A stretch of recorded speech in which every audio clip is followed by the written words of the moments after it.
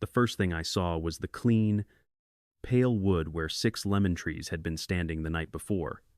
Not broken branches, not storm damage. 6 full-grown Meyer lemon trees, each one between 9 and 11 feet tall, cut down close to the ground. Their trunks sliced so neatly they looked like somebody had measured the height before starting. The fresh scent of citrus hung in the early California heat, mixed with sawdust and gasoline.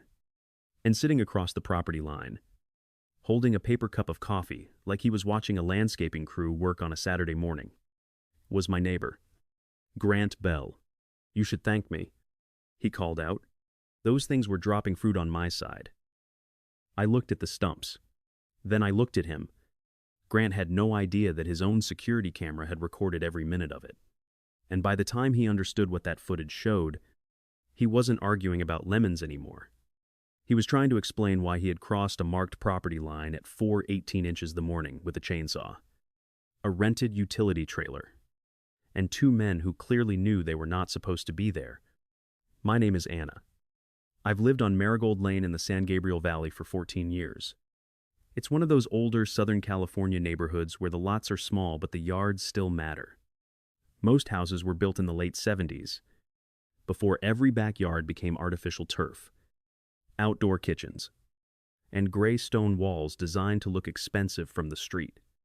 My house is a single-story ranch place with faded cream stucco, a red tile roof, and a backyard that my late husband, Michael, and I rebuilt slowly over the years. Not all at once, not with a giant contractor budget. One weekend, we replaced an old fence panel. Another month, we put in a drip irrigation line. A year later, we pulled out a dead patch of grass and planted rosemary, Leona, and 2 young lemon trees we bought from a nursery off Foothill Boulevard. Then we bought 4 more. Michael loved those trees. He used to say a lemon tree was the most optimistic thing a person could plant. You put a little water into the ground, wait through a few ugly seasons, and one day you walk outside and your yard smells like sunlight. That sounded like Michael. He had a way of making ordinary things feel important. After he died, I kept the trees alive partly because I loved them, and partly because I didn't know what else to do with the quiet. Every Saturday morning, I would take my coffee out back, check the moisture level in the soil, trim the lower branches, and pick whatever fruit had ripened. I gave lemons to neighbors. I made jars of preserved lemon peel. I brought bags of fruit to the little food pantry outside the Methodist church 2 miles away. During the summer, I left a bowl on my front porch with a handwritten sign that said, "Take what you'll use." For 13 years, nobody had ever complained. Then Grant Bell moved in next door. Grant bought the house beside mine after Mrs. Alvarez passed away and her kids sold it. It had been a rental for nearly a year before that. So I expected somebody new eventually. I did not expect Grant. He was 48, maybe 50, always sharply dressed, even when he was dragging a trash bin to the curb. He drove a black luxury SUV, wore expensive sunglasses at 8 in the morning, and seemed to believe every conversation was a negotiation he had already won. The first time we met, he walked into my driveway without knocking, looked over the low dividing fence between our backyards, and said, "So those lemon trees are yours?" I remember smiling and saying, "They are. They've been there a while." He looked at the branches that leaned toward his side of the fence. "Any chance you can cut them back? Citrus attracts rats." Now, that was not exactly wrong. Fruit trees can attract rats if fallen fruit sits on the ground. But my yard was clean. I picked fruit constantly. I had mesh guards around the lower trunks, and no piles of debris anywhere. Still, I told him I could trim anything that crossed the fence line. That was the reasonable answer. California law generally allows a homeowner to trim branches that cross onto their property, as long as they do not damage or kill the tree. But I did not want Grant touching my trees himself. Not because I thought he was going to cut them down. At the time, that idea would have sounded ridiculous. I said, "I'll take care of the branches this weekend." Grant nodded, but he didn't look satisfied. "The trees are pretty close to the fence," he said. They were planted about 4 feet inside my side. I told him. He gave a small smile. We'll see. It was a strange thing to say. Not openly hostile. Just enough to leave a sour little feeling in the air after he went back next door. The following Saturday, I trimmed every branch that crossed over. I paid a gardener named Luis, who had helped us for years, to haul away the clippings. The trees looked healthy, balanced, and far enough from Grant's side that you could walk between the fence and the nearest trunk without brushing a leaf. I thought that would be the end of it. It wasn't. Over the next few months, Grant found ways to bring up the trees whenever he saw me. One afternoon, he said they blocked sunlight from his new patio furniture. Another time, he told me he had found something furry near his trash cans and said it was probably because of my lemons. Then he complained that the scent of blossoms made it hard for him to use his backyard in the evenings. That one actually made me laugh before I could stop myself. The scent of lemon blossoms? I asked. Grant didn't laugh. You may like it, he said. Not everybody does. I should have understood then that the trees themselves were not the issue. Grant had spent thousands renovating the backyard he had just bought. Within 6 weeks, the old grass was gone. He replaced it with pale travertine pavers, a raised fire pit, a pergola with built-in lighting, and a long black outdoor kitchen that looked like it belonged behind a restaurant. He wanted a clean, symmetrical view from every angle. My lemon trees were alive. They were uneven. They leaned with the wind. They dropped leaves. In spring, they carried white blossoms. In winter, their branches bent under yellow fruit. They did not fit the picture he had in his head, and Grant Bell was the kind of man who treated anything outside his picture as a mistake someone else needed to correct. The problem came to a head on a Tuesday evening in late June. I had just come home from work. I manage operations for a small physical therapy clinic in Pasadena, and my days are usually more paperwork than excitement. I was tired, still wearing my navy blouse and low heels, and halfway through unlocking my front door when Grant stepped out from behind his side gate. He had a clipboard in one hand. That should have warned me. Anna, he said, I need you to sign something. I looked at the clipboard. What is it? A tree consent form. For what? He handed it to me. At the top, in large bold letters, it said, Request for hazardous vegetation removal. Underneath was a paragraph claiming that the mature citrus trees along our shared boundary were creating a recurring rodent risk, interfering with outdoor enjoyment, and causing structural concern due to root migration. I read it twice. Then I looked up at him. Did you write this? My contractor helped. Your contractor is a landscaper. He knows what he's talking about. The paper asked me to consent to the removal of all identified citrus vegetation within the affected zone. It did not mention trimming. It did not mention an arborist. It did not mention a city inspection. It asked me to sign away 6 trees that had been on my property for more than a decade. No. I said. Grant's mouth tightened. You didn't even read the whole thing. I read enough. Anna, this doesn't have to become a whole situation. I handed the clipboard back. Then it won't? The trees stay. He stood there for a second, staring at me like I had failed to understand something obvious. You know, he said, lowering his voice, when things create a nuisance, people usually handle them before they get forced to. I had spent years working in healthcare administration. I knew that tone. It was the voice people used when they wanted to sound reasonable while making a threat. I kept mine calm. If you think there's a real hazard, call the city. Or hire a certified arborist, but you are not removing anything from my yard. Grant smiled, though his eyes did not. We'll see. There it was again. We'll see. That night, I walked through my backyard with a flashlight. I checked the fence. I checked the irrigation lines. I looked at the trees one by one. Nothing seemed wrong. The fence between our yards was 6 feet high, 2 old cedar on my side, and painted dark gray on his play. It had belonged to Mrs. Juan Alvarez before Grant moved in. The property line did not run directly under the fence all the way down, which was not unusual in our neighborhood. Decades ago, people built fences based on convenience, not surveys. Michael and I had ordered a survey when we bought the house. The line sat roughly 18 inches inside Grant's side of the fence for most of the backyard, then curved slightly near the rear corner. That meant the fence was technically on his property, although the trees were entirely on mine. I knew this because Michael was an engineer. He saved every document, every permit, every invoice, every diagram. Our survey map was in a blue accordion folder in the hallway cabinet, along with tax records and the original irrigation plan. I took it out that night and spread it across the kitchen table. There they were.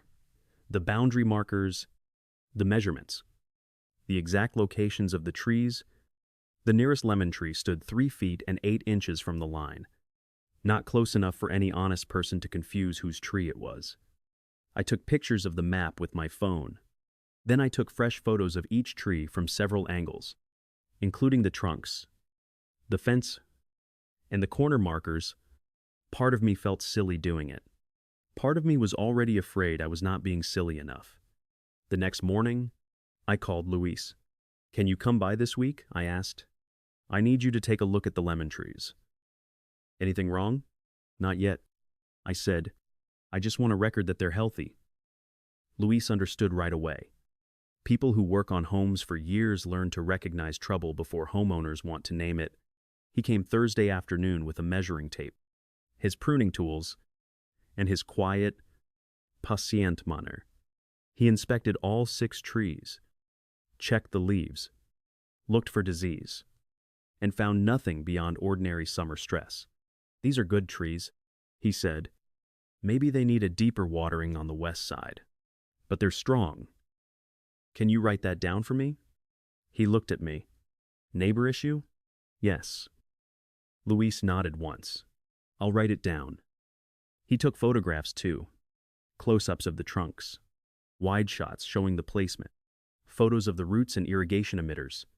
He even photographed the survey marker embedded near the back corner of the yard.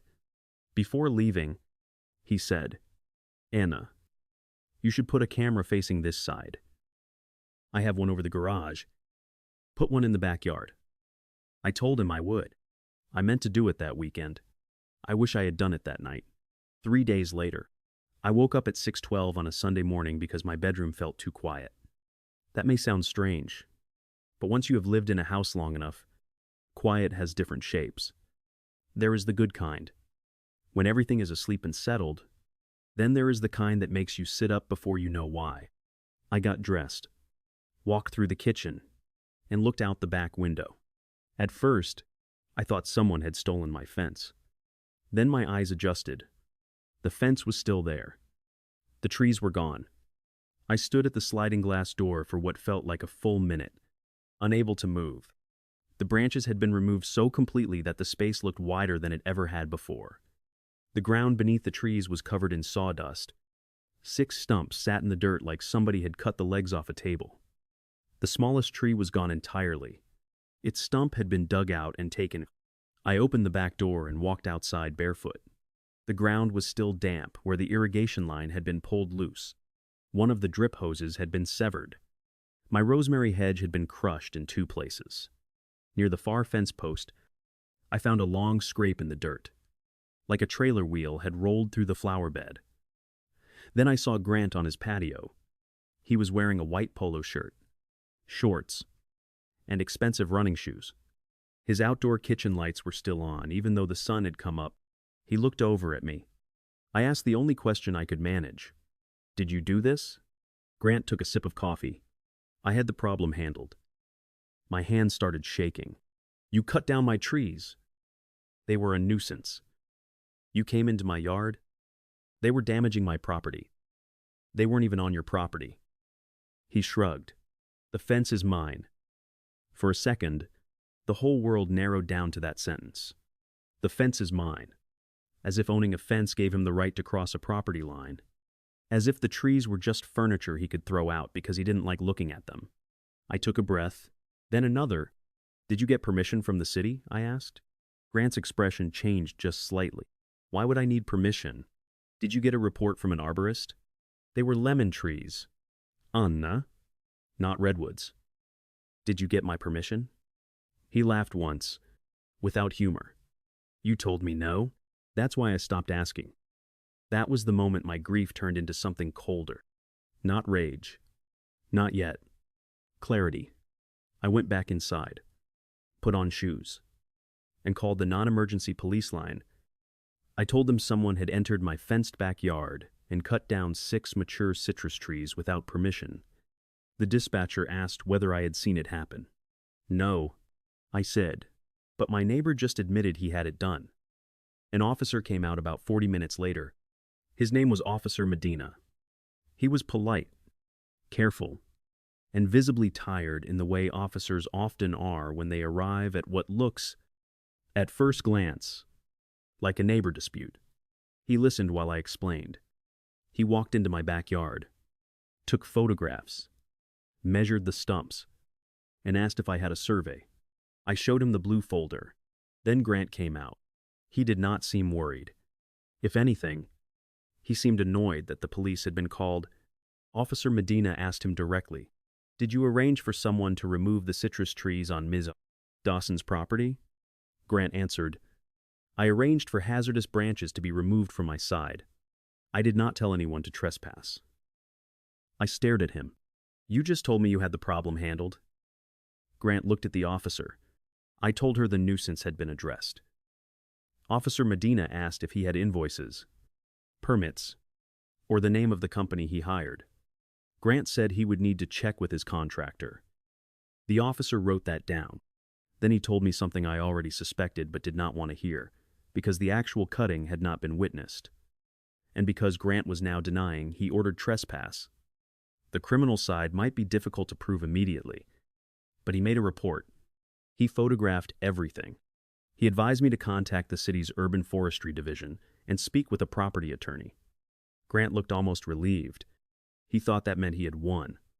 After Officer Medina left, Grant leaned against his gate and said, "See, it's a civil issue." I was still standing beside the stumps. "Maybe," I said.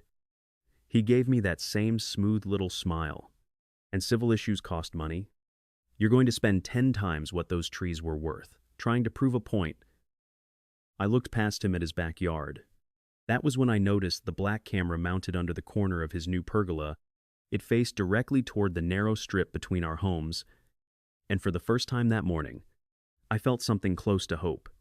Grant had spent months telling everyone on the street that he had installed a real security system, because package thieves and landscapers could not be trusted. He had motion cameras on the front gate, one on the garage, one above the side passage, and apparently one in the backyard, angled toward the exact route anyone would have used to get from his side gate to the fence behind my trees. I did not say anything. I just looked at that camera, then at Grant. He followed my eyes and his face changed. Only for half a second, but it changed. And that was enough for me to know the story was not over. I did not ask Grant for the footage that morning. That was the first thing my friend Denise said I should do when I called her later. "You need to send him a written preservation demand," she said. Today, before that camera mysteriously stops working, Denise was not a lawyer. She was a paralegal for a real estate firm in Pasadena. And for 20 years, she had spent her days watching people make expensive mistakes because they assumed a document did not matter until it was too late. I was sitting at my kitchen table with the survey map, Officer Medina's incident number, Luis's health report on the trees, and 6 photographs of fresh stumps spread out in front of me. I don't even know if the camera recorded anything. I told her, "That's why you preserve it." Denise said, "You don't accuse him of deleting anything. You simply put him on notice that relevant footage may exist." She dictated the language slowly while I typed. I wrote that a trespass and unauthorized removal of 6 mature lemon trees had occurred between the evening of Saturday, June 29th, and the morning of Sunday, June 30th. I requested that Grant Bell preserve any video, audio, motion alerts, cloud recordings, contractor invoices, text message, work orders, and communications related to landscaping or vegetation removal during that period. I included the police report number. Then I printed 2 copies. I sent one by certified mail. The other, I placed in a plain envelope and walked next door with my phone recording in my pocket. Grant answered after the second knock. He was dressed for a run. Gray athletic shirt, black shorts, AirPods in one ear. Yes? I held out the envelope. This is a written notice asking you to preserve any camera footage or records connected to what happened in my backyard. Grant did not take it right away. You're seriously doing this? Yes. For some lemon trees. For 6 trees you had removed without permission. His jaw shifted. I did not remove your trees. You told me you had the problem handled. That is not the same thing. Then the footage should help clear that up. For the first time, he looked uncomfortable. Not guilty exactly. More like irritated that the conversation had moved into a place where he could not control every word. He took the envelope. You're trying to turn a pruning issue into a crime. No, I said. I'm trying to find out what happened in my yard. Grant laughed through his nose. You want to know what happened? Your trees were creating a mess. Everybody knows it. You refused to act. Someone finally did what you wouldn't. I waited. He realized what he had said only after it was already out. Then he looked at me with a hard, flat expression. Get off my property. Anna. I stepped back onto the sidewalk. Read the letter. I walked home without looking back, but I could feel him standing there behind me. That afternoon, I called the city's urban forestry division. It took 3 transfers before I reached a woman named Marisol who handled tree complaints for our district. She listened without interrupting. When I told her the trees were citrus and had been on private property, she asked 3 questions. Were the trees protected heritage trees? No. Was there a city permit for removal? I don't know. Were they on the neighbor's property? No. They were entirely on mine. Her tone changed. For ordinary, privately owned citrus, the city may not regulate removal in the same way it regulates protected species. She said, but if someone entered your property and removed healthy trees without permission, that is still a legal matter. And if a contractor performed the work without confirming authorization, that can become a licensing and civil liability issue. What can you give me in writing? I asked. There was a pause. Let me see what records we have. An hour later, Marisol called back. There is no permit application for tree removal at either address, she said. But there is something else you should know. Your neighbor's property has an open permit for an outdoor kitchen and pergola. That's not surprising. He had them built. Did the work involve changes to the side yard drainage or retaining wall? I'm not sure. There were plan notes about maintaining existing grade near the boundary, she said. It may not matter to your tree case, but I would get copies of everything. When people change a yard quickly, details tend to overlap. I wrote down every word. Then I called Luis. He came back the next morning, this time with a certified arborist named Beth Romero. Beth had worked in the area for almost 30 years. She wore a wide-brimmed sun hat, carried a clipboard, and had the blunt calm of someone who had spent her career telling homeowners that trees do not care about their opinions. She studied the stumps for nearly an hour. She photographed the saw cuts. She checked the exposed roots. She measured the trunk diameters and counted the growth rings visible in the cross sections. Finally, she stood up and brushed sawdust from her knees. These were not diseased, she said. I didn't think they were. They were mature, producing trees. Good structure. No visible decay in the wood. Whoever cut them knew enough to make clean cuts, but not enough to understand what they were destroying. She pointed to the missing smallest tree. This one was removed with a digging tool. You can see the root disturbance. The others were cut down. And based on the marks, I would guess a gas chainsaw with a fairly new blade. Can you tell when? Not down to an exact hour, but the cut surfaces are fresh. Very likely last night or early this morning. What are they worth? Beth looked over the yard again. That depends on replacement size. Transport. Installation. Irrigation repair. And whether the root zones need restoration. Mature fruit trees are not priced like saplings from a hardware store. She wrote a preliminary estimate. 6 replacement trees, comparable maturity where available, would cost between $14,000 and $19,000.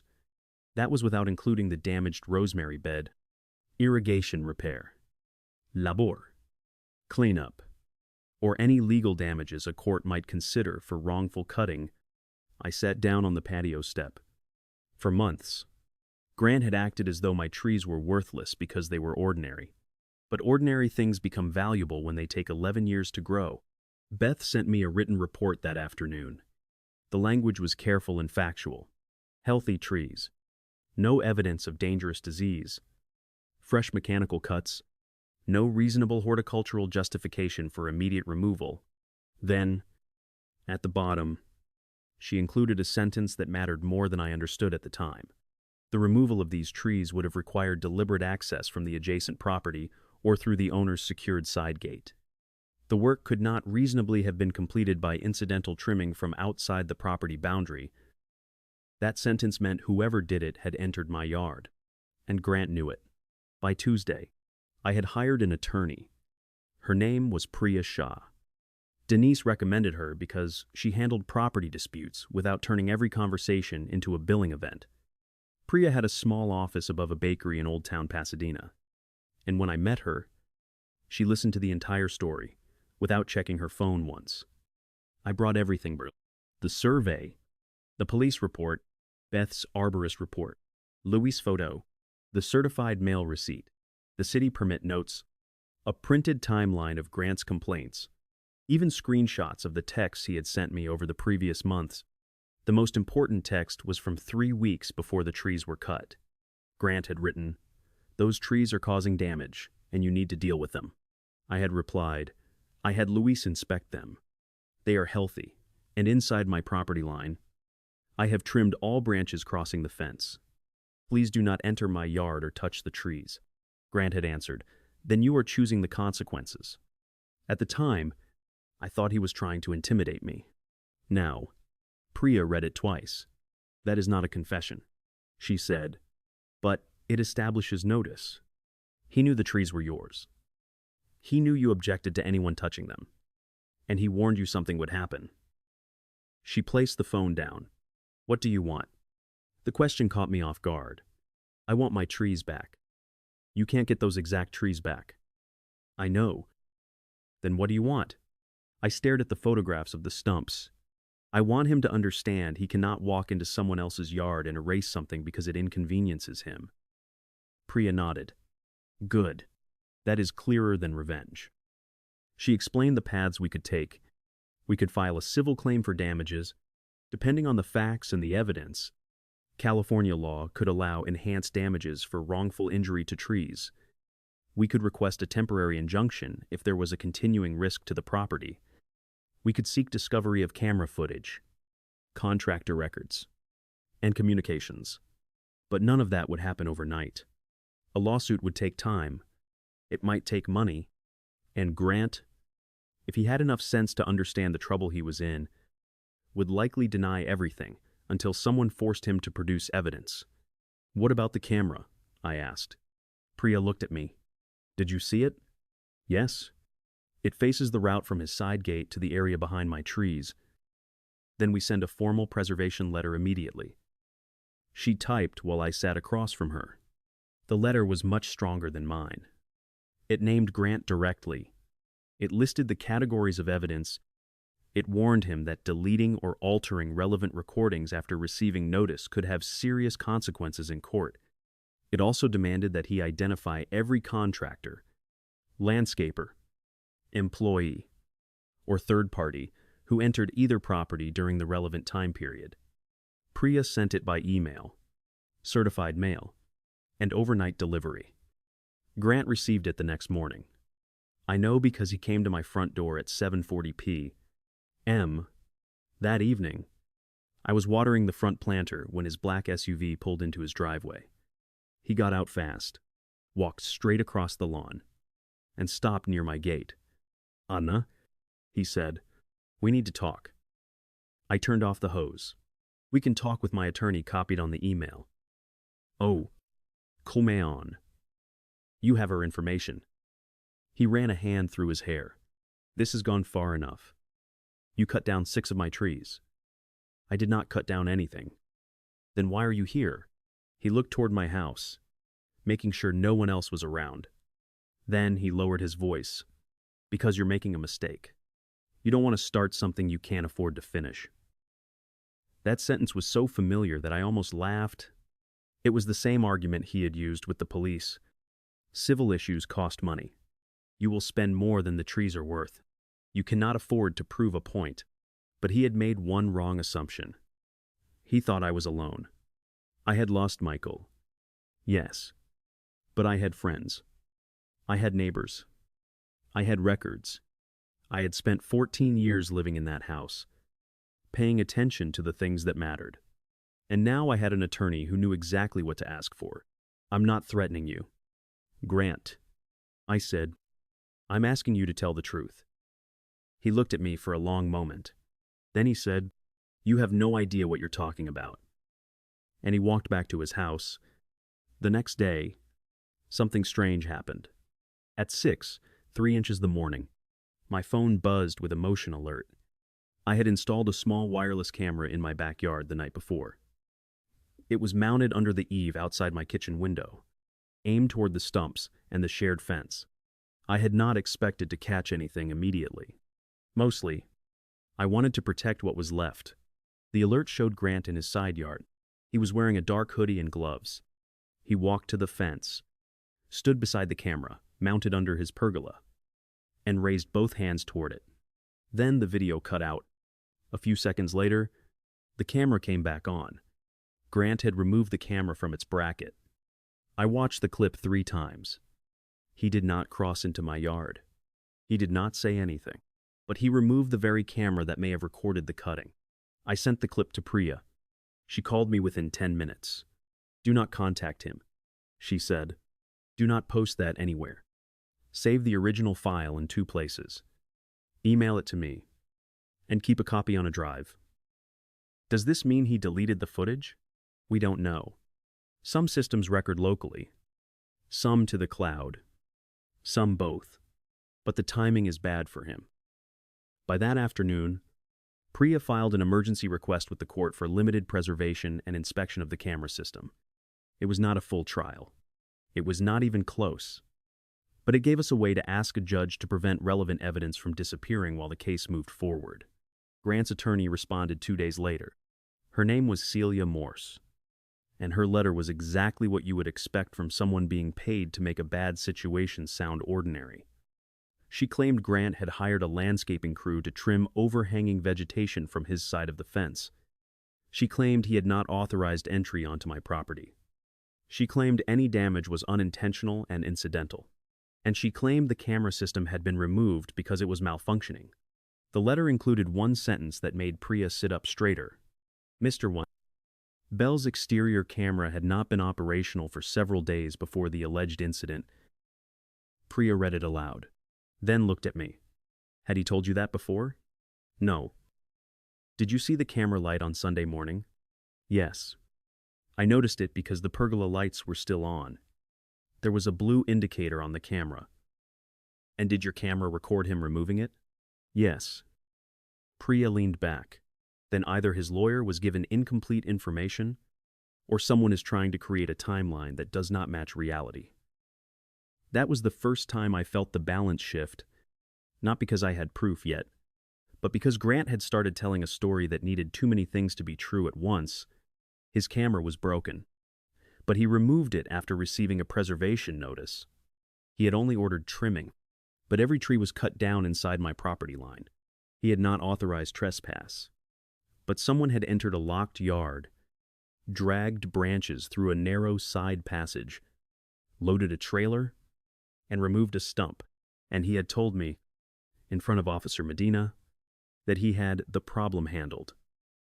The hearing was scheduled for the following Friday. It was not dramatic the way television makes court hearings look dramatic. No one slammed a folder down. Nobody shouted. We sat in a small courtroom with other people dealing with landlord disputes, unpaid bills, and arguments that had probably seemed small when they started Everty. Grant sat at the other table in a dark suit, looking calm. Too calm. Celia argued that there was no proof the camera contained anything relevant. She said requiring preservation or inspection would invade Grant's privacy. She said my claim was based on suspicion. Priya did not call it suspicion. She called it a narrow, reasonable request supported by a documented trespass, an arborist's report, written notice, a police report, and video of Grant removing the camera after being asked to preserve it. The judge, a woman with silver hair and reading glasses low on her nose, looked at Grant. Mr. Bell, was your camera system functioning on the date in question? Grant's lawyer answered before he could. Your Honor, our position is that the camera was intermittently malfunctioning. The judge looked back at Grant. Mr. Bell? He cleared his throat. It had been having issues. Did it record to cloud storage? I'm not sure. The judge's expression did not change. You installed it? Yes. And you are not sure whether it records to cloud storage? Grant shifted in his chair. My installer handled the technical side. The judge ordered a neutral forensic technician to inspect the camera hub, any local storage device, and the associated cloud account for the 48-hour period surrounding the tree removal. Grant was required to preserve everything. The inspection would happen the following week. Outside the courtroom, Grant caught up to me near the elevator. His attorney had gone ahead to take a call. Priya was speaking with the clerk for maybe 10 seconds. It was just Grant and me in the hallway. He stood too close. You think you won something today, he said.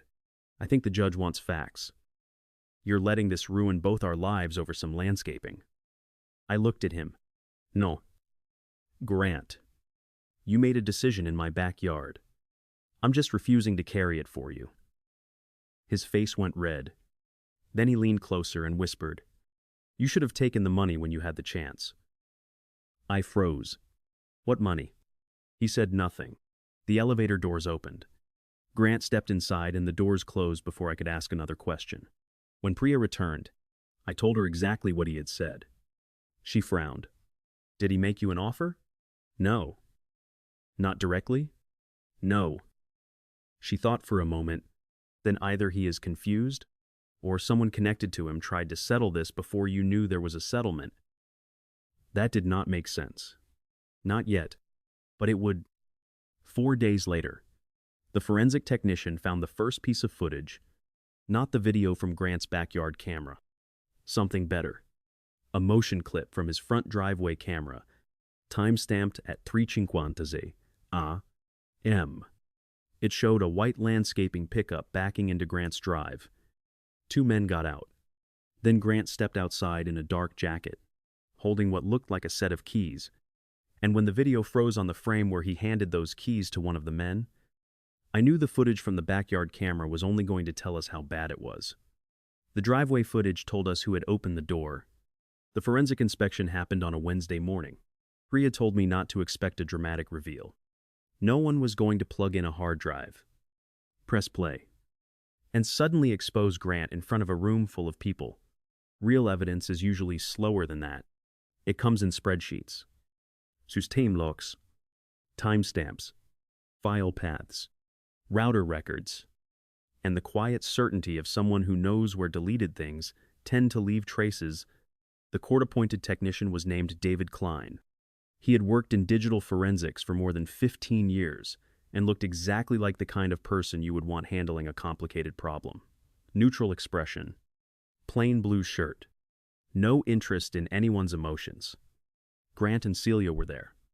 Priya and I were there. David connected a laptop to the security hub in Grant's office, then logged into the cloud account linked to the cameras. The front driveway camera had already given us something useful, but the backyard camera was the one that mattered. Grant's attorney had spent the previous week insisting that it had been malfunctioning. She argued that the system was unreliable, that incomplete clips could be misunderstood, and that the camera had been removed only because it was damaged. David did not argue with her. He simply started reading the records. The account showed 8 connected cameras, 7 were online. 1 had been disconnected at 6:04 a.m. On July 3rd, the same morning, my backyard camera recorded Grant taking the device down. The backyard camera had been active on the night my trees were cut. Not intermittently active. Fully active. It had motion alerts beginning at 4:11 a.m. It had recorded continuously from 4:13 until 5:02. Then it had uploaded a 49-minute video file to Grant's cloud account. The file was no longer in the main video folder, but it had not disappeared. It had been moved to the deleted items folder at 6:18 a.m. On July 3rd, 14 minutes after Grant removed the camera from its mount, the system retained deleted files for 30 days. And there it was. One file. June 30, backyard, 413, MP par. Nobody spoke while David restored it. Grant sat completely still. Celia leaned toward him and whispered something I could not hear. David opened the video. At first, all we saw was Grant's backyard at night. The pergola lights were off. The image was black and white, sharp enough to show the pavers, the side gate, the fence, and the narrow passage leading toward the rear of my property. The timestamp read 4 hours, 13 minutes, and 27 seconds a.m. At Patru, 15:13. Grant came through his back door. He was wearing jeans, work boots, and a dark jacket. He walked to the side gate and opened it. At Patru, 16:13. 2 men entered from the front side of his property. One carried a chainsaw. The other pulled a small cart with fuel, cans, and tools. Grant spoke to them for almost a minute. The camera had audio. Not perfect audio. There was traffic in the distance, and the low buzz of an air conditioning unit, but it was clear enough. The man holding the chainsaw asked, "You said those are on the other side?" Grant said, "The fence is on my lot. You stay along the fence and take them down clean. Don't leave anything behind." The second man looked toward the dark line of my yard. "What if she wakes up?" Grant laughed. "She won't. She leaves for work at 7. We'll be gone before the sun's up." Then the first man asked the question that destroyed Grant's entire story. "You got the owners okay?" Grant looked directly toward the camera before answering. "I own the fence. That's all you need to worry about." The video continued. Grant unlocked the small service gate at the rear of his side yard. It was not visible from my house. The men pulled the cart through, crossed behind the fence line, and entered my backyard through the gap near the old storage shed. For the next 37 minutes, the camera recorded the work. It recorded the chainsaw starting. It recorded branches falling. It recorded Grant walking through my yard with a flashlight, pointing at each tree. It recorded one of the workers asking, "All of them?" And it recorded Grant saying, "Every last one. If she wants to grow lemons, she can do it where I don't have to see them." The men cut the trees one by one. They did not trim branches. They did not remove a hazard. They did not act by accident. They cut 6 healthy lemon trees to the ground. Then they loaded branches, trunk sections, and the smallest uprooted tree into a utility trailer parked in Grant's driveway. At patru, 15:08. One worker said, "This is more than trimming. You might have a problem." Grant answered, "You people are getting paid? Let me worry about the problem." At 5:1. The trailer pulled away. The final frame showed Grant standing alone beside the shared fence, looking into my backyard. Then he went inside. That was it. 49 minutes. It took Grant exactly 49 minutes to destroy something Michael and I had spent 11 years growing. I did not cry in that room. I thought I might. When I heard his voice say, "Every last one," something inside me tightened so hard I could barely breathe. But I did not cry. I looked at Grant instead. He was pale now. Not angry. Not smug. Pâle. For the first time since this started, he looked like a man who understood he could not talk his way around what he had done. Celia asked David whether the video could have been altered. David answered the way people do when they are tired of being asked questions with obvious answers.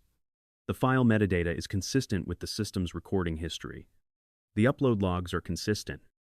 The deletion event is documented. The audio and video show no signs of editing. If you want an independent review, you are welcome to request one. But this appears authentic. Grant finally spoke. They were told to stay on my side. No one responded. He tried again. They misunderstood. Priya opened the printed transcript David had prepared from the key moments. Then she read Grant's own words back to him. You stay along the fence and take them down clean. Every last one. If she wants to grow lemons, she can do it where I don't have to see them. You people are getting paid. Let me worry about the problem. Grant looked down at the table. That was the moment his story ended. Not when the police report was filed. Not when I hired Priya. Not even when the judge ordered the inspection. His story ended when his own camera made him listen to himself. After the inspection, Officer Medina reopened the report. The video was sent to the city attorney's office and the district attorney's intake unit for review. Priya explained that criminal charges were never guaranteed in a property case. Even with evidence, prosecutors make those decisions based on local statutes, proof, prior history, value of damage, and whether they believe they can prove intent beyond a reasonable doubt. But the civil case was no longer uncertain. The video established intentional trespass. It established intentional destruction of property. It established that Grant had hired the workers. It established that he knew I had refused permission. And it established that he deleted the camera file after receiving formal notice to preserve it. That last part mattered. A week after the footage was recovered, Priya filed the civil complaint. The lawsuit asked for compensation for the destroyed trees, restoration costs, damage to the irrigation system and garden beds, the cost of the arborist and forensic inspection, legal fees, where available, and enhanced damages based on the deliberate nature of the conduct. We did not ask for something ridiculous. We did not ask for Grant's house. We did not ask for his job, his car, or his entire life. I was not trying to ruin him. I was asking him to pay for what he had chosen to do. But the amount added up quickly. Beth revised her estimate after researching mature replacement stock from specialty citrus growers. Replacing 6 trees of similar size was harder than buying 6 young trees at a nursery. The nearest comparable trees were in a grower's yard in Ventura County.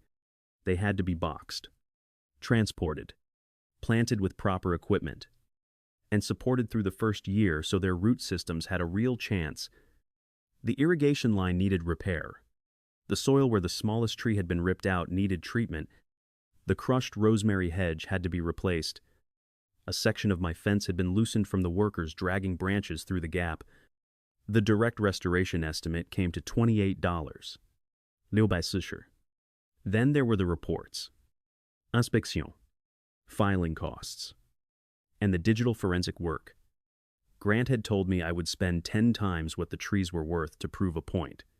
Instead, his decision had already cost him more than $40. 000 before the case had even reached mediation. And the worst part for him was that money was not the only consequence. The landscaping company he hired was called Brightline Outdoor Services. The owner, a man named Carlos Vega, contacted Priya through his own attorney 2 days after he received notice that the footage existed. Carlos did not deny that his crew had done the work. He said Grant had told him he owned the trees or had authority over them because of the fence placement. He claimed his workers had raised concerns, but Grant had insisted the job was urgent and private. Carlos was not innocent. A professional landscaper should not enter a neighboring fenced yard and remove mature trees without written authorization from the owner. He knew better than that. But he also had the decency to understand that lying would only make things worse. His company cooperated. He gave us the invoice. Grant had paid $2, 800 inches cash for the overnight job. The invoice description said, boundary vegetation removal and haul, not pruning, not trimming, removal. Carlos also produced text messages from Grant. One message read, need the whole row gone before Sunday. I don't want her making a scene. Another read, she won't sign. The fence is mine anyway. And the final message, sont at 2:46 a.m.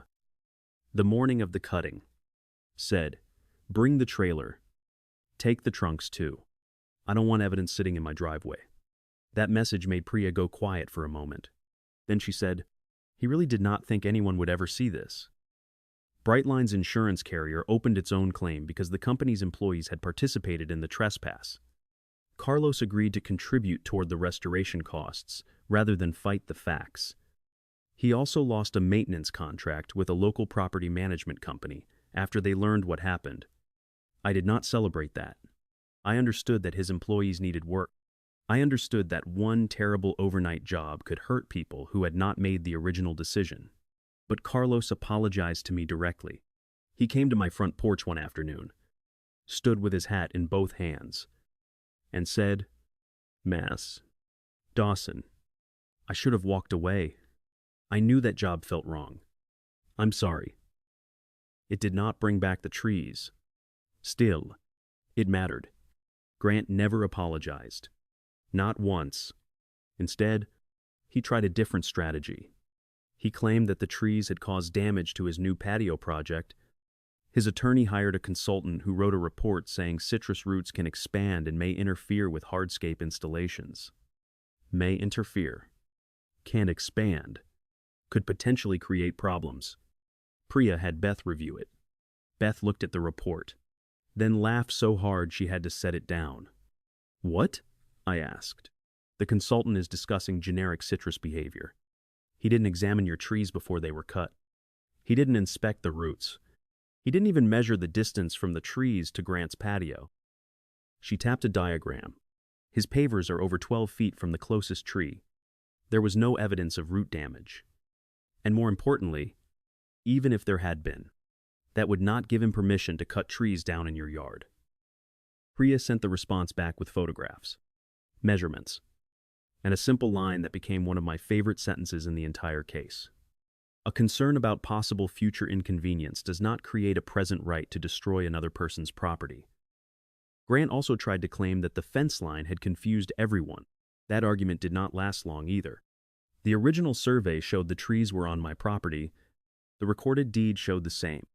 The fence, although technically set inside Grant's lot, did not change the boundary line. It only proved something that made Grant's conduct look even worse.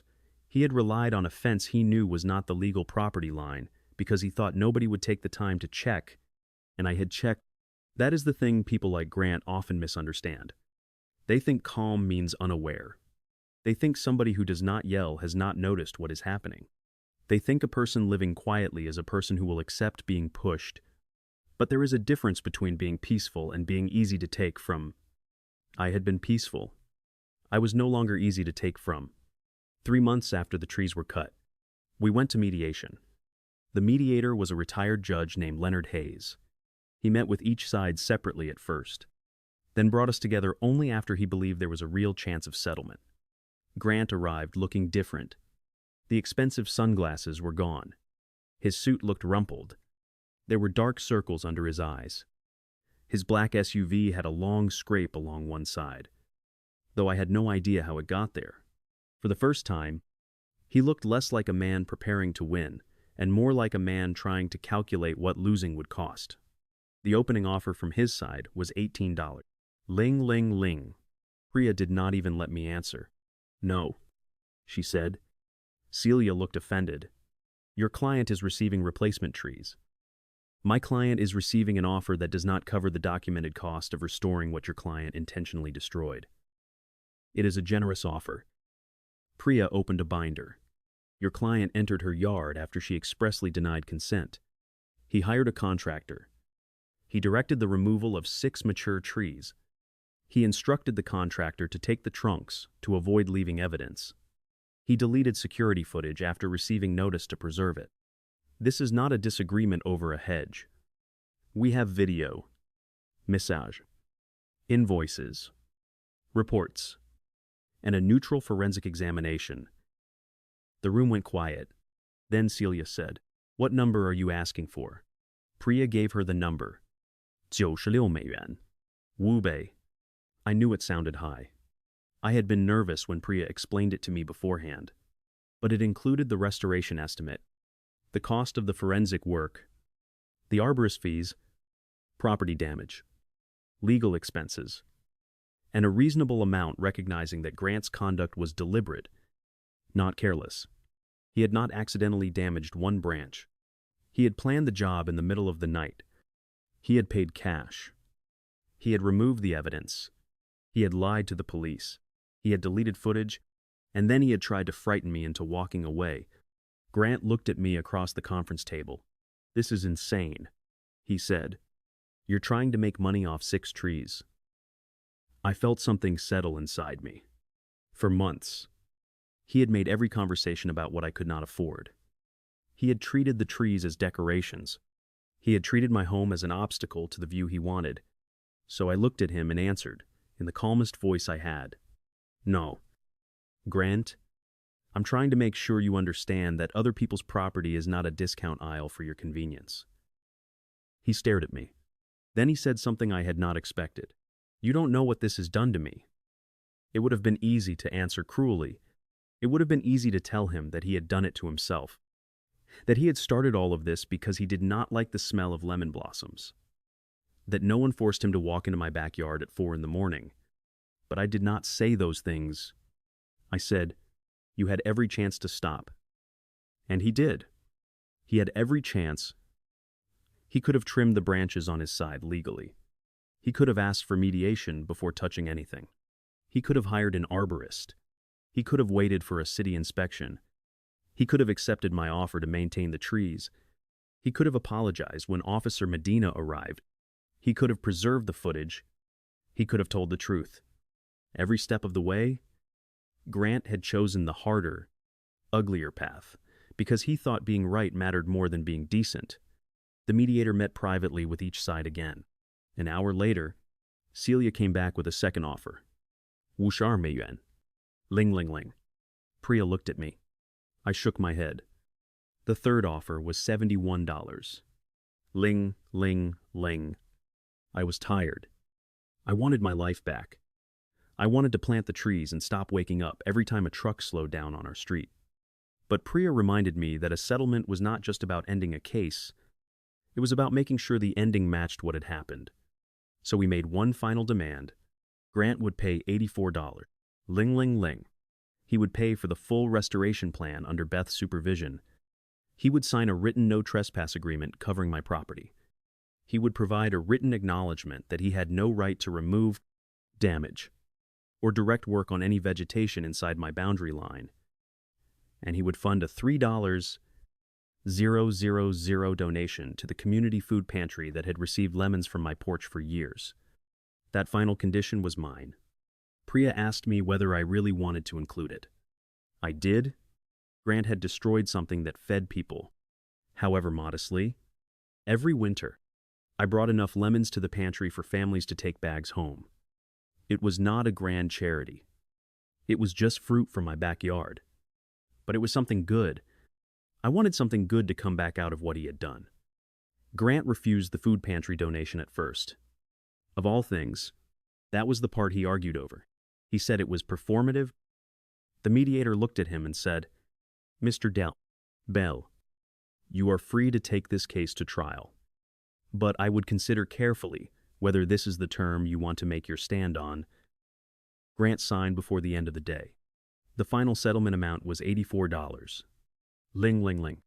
After insurance contributions and the payment from Brightline, Grant's personal responsibility was still more than $60. Ling ling ling. That was over 20 times the $2. $800 he had paid for the overnight crew. He had told me I would spend more than the trees were worth. In the end, he spent more than the trees. The patio view and his pride were worth combined. The criminal case did not turn into a dramatic arrest. The district attorney's office treated it as an intentional property crime and required Grant to complete a diversion program tied to restitution and community service because he had no previous record. Whether people think that was enough is up to them. For me, the civil result mattered more. He could not deny it anymore. The truth was written down. The camera footage existed. The trees were acknowledged as mine. and Grant was legally barred from entering my property again. The restoration took almost 4 months. Beth found 6 mature Meyer lemon trees from a grower outside Santa Paula. They arrived on a flatbed truck in wooden boxes, their roots wrapped and protected. The crew used a small crane to lower them carefully over the side fence because I refused to let anyone drag equipment through the same path Grant's workers had used.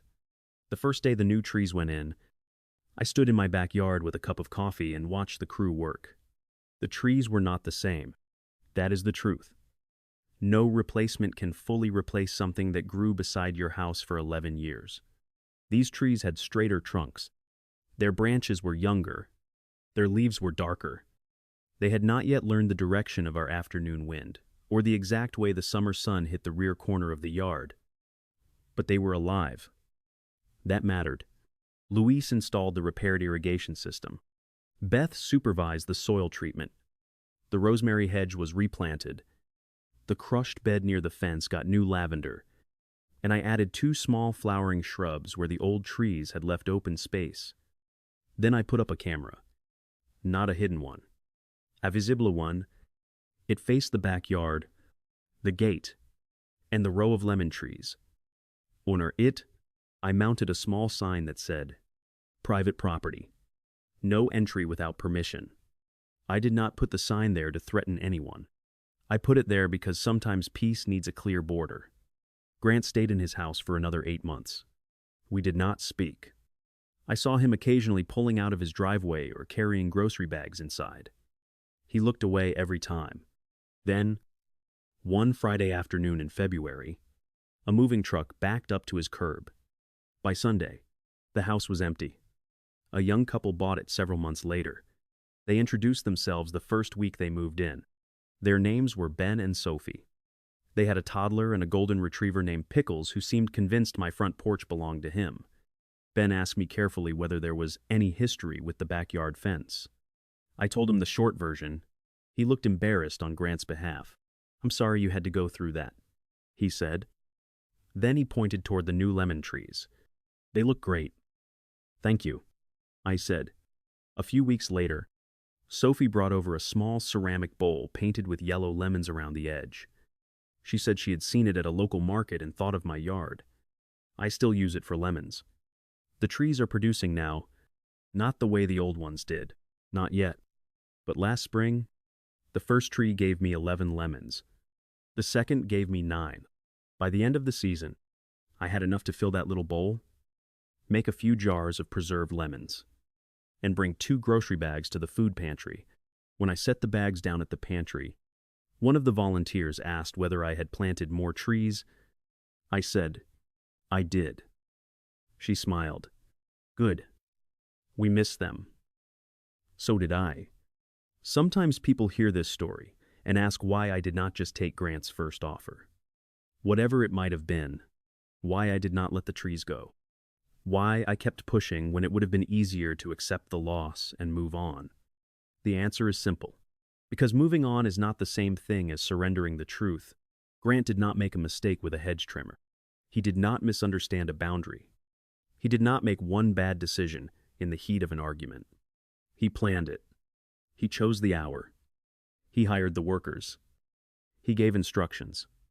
He erased the footage. Then he counted on me feeling too tired, too alone, or too intimidated to do anything about it. He was wrong. I did not need to shout. I did not need to damage his property. I did not need to become cruel just because he had been cruel first. I needed records. I needed patience. I needed people who knew what they were looking at. And in the end, I needed to trust the one thing Grant had never expected me to do. I needed to stand still and make him prove his version of the story. He could not, because his own camera had already told the truth. If someone took something from your property and insisted it was just a small issue, would you take the first settlement and protect your peace, or would you keep going until the facts were on the record? Some people will say I went too far. Others will say Grant got off lightly. Where do you draw the line between standing your ground and escalating a neighbor conflict? Leave your take below. And if you believe ordinary homeowners deserve to know how to protect what is theirs with evidence, patience, and the law, Subscribe to Anna's Neighborhood Justice. There is always another property line, another locked gate, another neighbor who thinks nobody will check the paperwork. I read more of your comments than you might think.